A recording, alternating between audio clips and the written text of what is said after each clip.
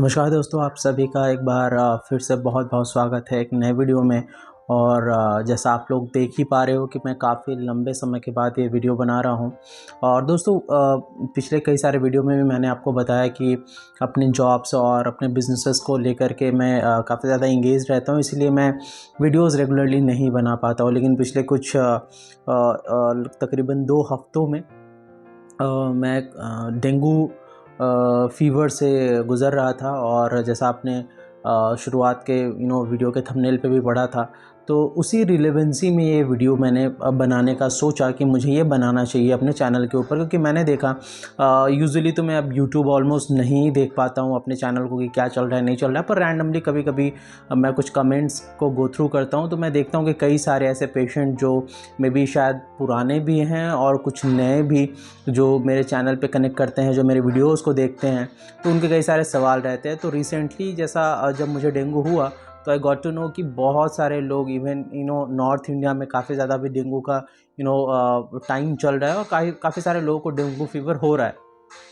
तो मैंने सोचा कि मेरे साथ ये प्रैक्टिकल एक्सपीरियंस रहा है तो मैं आप लोगों के साथ शेयर करूं कि जब ये डेंगू होता है तो जिनको भी ऑटो इम्यून डिजीज़ है, जिनको ऑर्थराइटिस किसी भी तरह का हो, चाहे वो रिमेटॉइड हो, चाहे वो एंकोलाइजिंग हो, चाहे वो ऑस्टियो हो, तो उनका एक्सपीरियंस कैसा रहता है। मैं दोस्तों रिकवरी फेज़ में बीमार पड़ने वाले फेज़ के बारे में बस 2 मिनट बात करूंगा और उसके बाद जो सिम्टम, जब आप रिकवर हो जाते हैं तो जो सबसे पेनफुल सिम्टम्स होते हैं उसके बारे में जस्ट बात करूंगा, क्योंकि वो हमारे ऑर्थराइटिस के रिलेटेड बात है, इसलिए मैं जस्ट उसके बारे में बात करूंगा। दोस्तों, जब आप शुरुआत का जो वक्त था, जब मुझे ये डेंगू हो रहा था, तो एग्जैक्टली बिल्कुल नॉर्मल वायरल फीवर के तरह ही था। फीवर एकदम सडन से आता है, 2-3 घंटे 4 घंटे के अंदर ही फीवर 102 103 रहने लगता है। और आप चाहे तो कई सारी चीज़ें ट्राई कर ले। आप अगर नॉर्मल पैरासीटामोल मेडिसिन लेते हैं या कोई भी बुखार की दवाई खाते हैं तो फीवर उससे ज़्यादा कंट्रोल होता नहीं है, राइट। इवन आप पानी की पट्टियाँ ले ले, आप चाहे तो थोड़ा नहा भी ले ठंडे पानी से, लेकिन आपको बहुत ज़्यादा कंट्रोल नहीं होता। बॉडी एक काफ़ी होगा और हेडेक एक्सट्रीम होगा। वायरल फीवर में नॉर्मल हेडेक होता है, फीवर 102 के आसपास रहेगा, और अगर आप मेडिसिन वगैरह खाते हैं तो थोड़ा कंट्रोल होगा। पर डेंगू में ऐसा नहीं होता, नॉर्मल फीवर्स कंट्रोल नहीं होते नॉर्मल मेडिसिन के वजह से। तो वही बिल्कुल मेरे साथ भी था। और उसके बाद मैं गया, ऑब्वियसली जब आपको ऑटोइम्यून डिजीज़ है या किसी भी तरह का ऑटोइम्यून की परेशानी हो तो आपको खुद से ही सेल्फ ट्रीटमेंट नहीं करना चाहिए। तो मैं तुरंत हॉस्पिटल चले गया एंड वहाँ पर जा करके ट्रीटमेंट हुआ। क्या सिनेरियो था, क्या फेजेस थे, वो मैं आपके साथ डिस्कस करूँगा। मैं अपने रिपोर्ट्स भी, अगर रिक्वायरमेंट होगी किसी को, अगर कोई हमारे फ्रेंड्स जानना चाहते हैं तो आप मुझे कमेंट कर सकते हैं। इस बार मैंने रिपोर्ट संभाल के रखे हैं, तो मैं नेक्स्ट वीडियो में वो अटैच कर दूंगा। तो दोस्तों, एग्जैक्टली जब मैं रिकवर हो रहा था, रिकवरी में मुझे ज़्यादा वक्त नहीं लगा। ट्रीटमेंट्स के दौरान आई गेस 6 to 7 डेज़ के अंदर मैं रिकवर हो गया। 3 to 4 डेज़ में हॉस्पिटल में एडमिट हो गया था। खुद ही मैंने एडमिट होने का प्लान किया था। एक्चुअली डॉक्टर ने बहुत ज़्यादा इंसिस्ट नहीं किया था, पर आई इंसिस्टेड कि नहीं, मैं हॉस्पिटल में एडमिट हो जाना चाहता हूँ so that I can get quickly recovered. तो मैं रिकवरी तो मेरे को 4-5 दिन में ही हो गया। प्लेटलेट्स काउंट बहुत ज़्यादा नीचे नहीं गए थे मेरे। 3 मेरे प्लेटलेट टेस्ट हुए थे डे आफ्टर डे। तो आई मीन 94,000 के आसपास मेरा लोवेस्ट प्लेटलेट काउंट था। और उसके बाद मेरा प्लेटलेट वापस बढ़ने लगा, क्योंकि मैंने खाने वगैरह की सारी जो चीज़ें थी वो तुरंत से ही मैंने सॉर्ट कर ली थी, तो इस वजह से भी रिकवरी फास्ट एंड क्विक थी। तो 4 to 5 डेज़ में मैं निकल गया हॉस्पिटल से। और जब मैं घर आया तो थोड़ी परेशानियाँ हुई। मैंने कुछ चीज़ें जो परहेज़ करनी चाहिए इसके अंदर, वो मैंने नहीं की थी। क्या क्या चीज़ें आपको परहेज़ करनी चाहिए, अगर रिक्वायरमेंट हो तो आप डालें, मैं नेक्स्ट वीडियो में डाल दूंगा। डेंगू या चिकनगुनिया जैसे फीवर्स में आपको क्या क्या परहेज़ करना चाहिए, वो चीज़ें मैं आपको बता दूंगा। तो जब मैं रिकवर हो रहा था, यानी जब मेडिसिन चल रहे थे हॉस्पिटल डिस्चार्ज होने के बाद भी, तो मुझे पेन्स बहुत हो रहे थे। कुछ सेलेक्टिव पेन थे, लाइक अंगूठे के पास ये वाला जो जॉइंट होता है, ये अभी भी थोड़ी स्वेलिंग है, if you can check it out. तो अगर मैं आपको ये दोनों अंगूठे दिखा पाऊँ इस तरीके से, तो may be you can see कि ये वाला पार्ट आपको दिख रहा होगा कि यहाँ पे बोन्स आपको दिख रही है, राइट। और मैं अगर इसको टोटली फोल्ड भी कर लूँ तो ये वाले अंगूठे का बोन आपको मे बी नहीं दिख रहा होगा। तो there is still a part of swelling here. और मुझे जो जो एड़ियाँ होती हैं वहाँ पे और टो में काफ़ी पेन था, काफ़ी मतलब बहुत ज़्यादा, कि वॉक करना काफ़ी मुश्किल हो रहा था, राइट। तो आई वॉज बिट कन्फ्यूज कि आई मीन ये डेंगू का पेन है या क्या है। एक्चुअली अगर आप गूगल भी करेंगे या डॉक्टर से भी पूछेंगे तो रिकवरी के बाद आपको जॉइंट्स पेन बहुत होते हैं, राइट। तो वो जॉइंट पेन काफ़ी एक्सट्रीम था, मुझे वॉक करने में काफ़ी परेशानी हो रही थी, मेरे सारे फिंगर्स और जो आपके आप कह लें कि पैर का जो पाम वाला पार्ट होता है, ये वाले जॉइंट्स जो पैर की उंगलियों को, उसमें काफ़ी पेन था, तो बहुत मुश्किल हो रही थी। मैं एक्चुअली मेडिसिन्स तो नहीं लेता because I feel like I am almost recovered from the ankylosing spondylitis. तो मैं एंकोलाइजिंग स्पॉन्डिलाइटिस की कोई मेडिसिन्स नहीं लेता हूँ। तो आई मीन मेडिसिन्स ख़त्म होने के बाद, आई मीन जो हॉस्पिटल डिस्चार्ज होने के बाद जो मेडिकेशंस रहती हैं आपकी, वो ख़त्म होने के बाद भी पेन जा नहीं रहा था, right. And I was knowing it कि मेरे को ankylosing spondylitis, and don't wanted to connect with the doctor again, क्योंकि मुझे पता है कि आप जब एलोपैथी डॉक्टर से कनेक्ट बैक करते हैं तो वो कई सारे अगेन आपको मेडिकेशंस और भी तरह की चीज़ें में इन्वॉल्व कर देते हैं, और मुझे पता है कि इसका कोई ट्रीटमेंट एलोपैथी में तो है नहीं। तो again I took the medicine, जो मैंने कई सारे वीडियो में भी बात किया, जो मैं एंकोलाइजिंग स्पॉन्डिलाइटिस के टाइम में कभी कभी लिया करता था, तो वो मैंने मेडिकेशंस ली, एंड उसके वजह से मेरा पेन जो है almost with in 1 or 2 days 90 to 80% recover हो गया। और फिर टो के पेन ऑलमोस्ट ख़त्म हो गया। ये उंगली का अभी भी हल्का हल्का पेन है, बिकॉज़ यार ऑब्वियसली ये मैनेजेबल पेन है, तो मैंने फिर मेडिकेशंस गैप करनी शुरू कर दी, तो इस वजह से ऑलमोस्ट 7-10 डेज़ हो चुके हैं, तो ये पेन अभी भी थोड़ा थोड़ा है, बट इट्स स्टिल मैनेजेबल। तो अगर दोस्तों, अगर आप ऑर्थराइटिस, किसी भी तरह के ऑर्थराइटिस से परेशान हैं, और अगर आप रिकवर हो रहे हैं डेंगू या चिकनगुनिया से, तो ऑब्वियसली जॉइंट पेन तो बहुत होता है। तो डू नॉट गेट कंफ्यूज कि ये जो पेन है वो डेंगू के वजह से है, चिकनगुनिया के वजह से है, और ये स्लोली आप रिकवर हो जाएंगे, महीने 1 महीने 2 महीने में आप ठीक हो जाएंगे, ऐसा नहीं होने वाला है।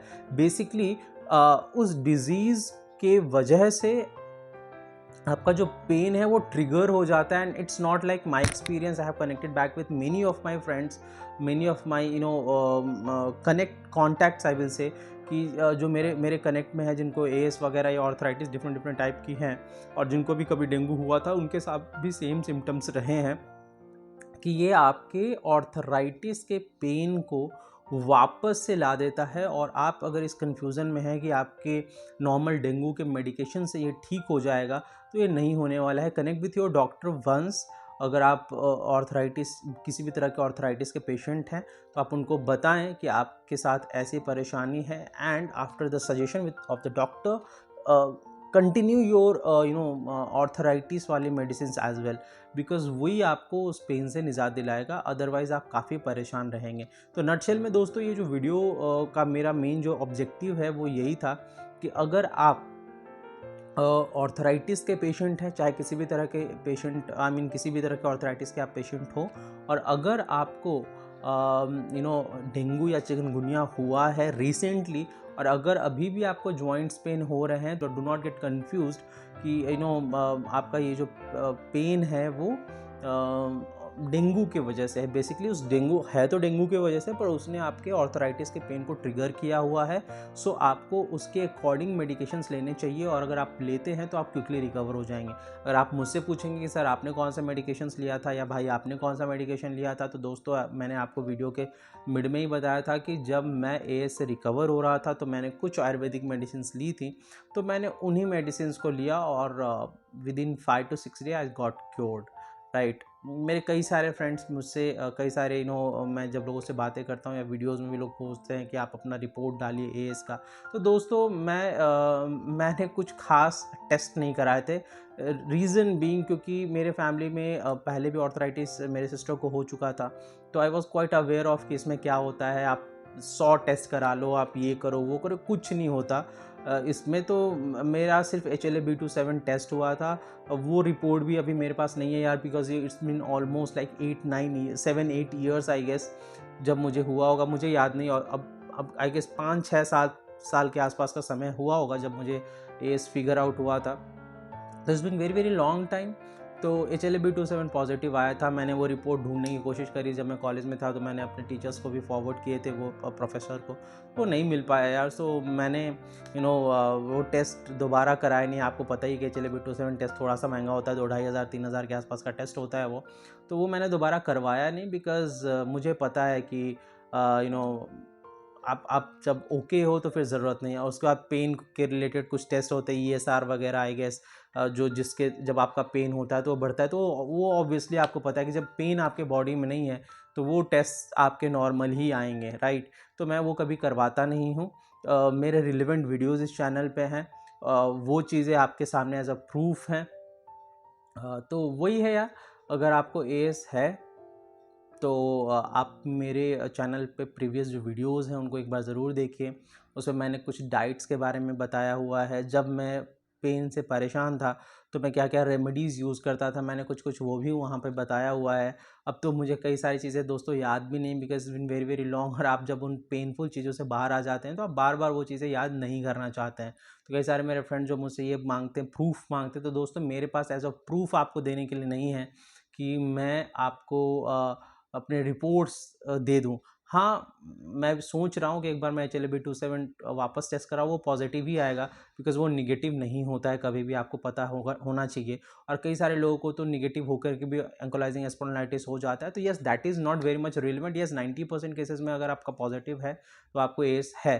तो वो मैं देखता हूँ, मैं कोशिश करता हूँ कि अगर मैं करवा पाया टेस्ट वापस से तो वो मैं आपके लिए डालूँगा। मैंने यार एलोपैथी कोई मेडिसिन्स नहीं ली थी जब मुझे फिगर आउट हुआ था, मुझे स्ट्रेट अवे पता था, मैं होम्योपैथी में चले गया था। तो होम्योपैथी ट्रीटमेंट मैंने ली, तो उसके कुछ प्रिस्क्रिप्शंस भी मेरे पास नहीं हैं। उसके बाद मैंने करीब 6-7 महीने होम्योपैथी ट्रीटमेंट लिया। Then I got a connect with one of my friend, तो वहाँ पे जाके मैंने आयुर्वेदिक ट्रीटमेंट कुछ दिनों के लिए लिया, 2 से 3 महीने के लिए। तो उसकी भी मेरे पास प्रिस्क्रिप्शंस नहीं है कि मैं आपके साथ शेयर कर पाऊँ एज़ अ प्रूफ कि मुझे एएस था। Yes, I have a few relevant pictures. जिस टाइम का वीडियो मेरे चैनल पे पड़ा हुआ है कि मेरी क्या हालत थी उस टाइम पे, वो मैं आपके साथ शेयर कर सकता हूँ, for a best to get you know कि yes, I am also an AS patient. और यार एएस है तो कोई टेंशन की बात नहीं है, मैं रिकवर हुआ हूँ, कई सारे फ्रेंड्स रिकवर हुए हैं, कई सारे लोग आज भी मेरे कनेक्ट में हैं जो इनफैक्ट टोटली फिट हो चुके हैं, जिम जाते हैं, अपना सारा काम करते हैं। तो अगर आप न्यू हैं, आपके साथ अगर एएस हुआ है तो डोंट वरी, कोई बहुत बड़ी परेशानी की बात नहीं है, आप जल्दी ही ठीक हो जाएंगे अगर आप राइट डायरेक्शन में अपने बॉडी पे काम कर रहे हैं। तो मेरे चैनल को फॉलो कर लीजिए अगर आप न्यू एज के पेशेंट हैं। मैं कोशिश करता हूं कि मैं अभी रेगुलरली कनेक्ट कर पाऊँ और रिलेवेंट क्वेश्चंस के ऊपर ही वीडियो बना पाऊँ। तो अगर एज के रिलेटेड कोई भी क्वेश्चन आपके मन में है, लाइक ट्रीटमेंट के रिलेटेड, डॉक्टर्स के रिलेटेड, डाइट के रिलेटेड, अभी ठंड है तो आपको ऑब्वियसली परेशानी बढ़ गई होगी, तो उसके रिलेटेड जो भी मन में क्वेश्चन और सवाल है, प्लीज़ कमेंट बॉक्स में डालिएगा, क्योंकि मैं उनको ही पिक करके नेक्स्ट वीडियो बनाऊंगा। तो दोस्तों मिलते हैं फिर नेक्स्ट वीडियो में आपके ही कुछ क्वेश्चंस के साथ। Till then take care, bye bye, जय हिंद।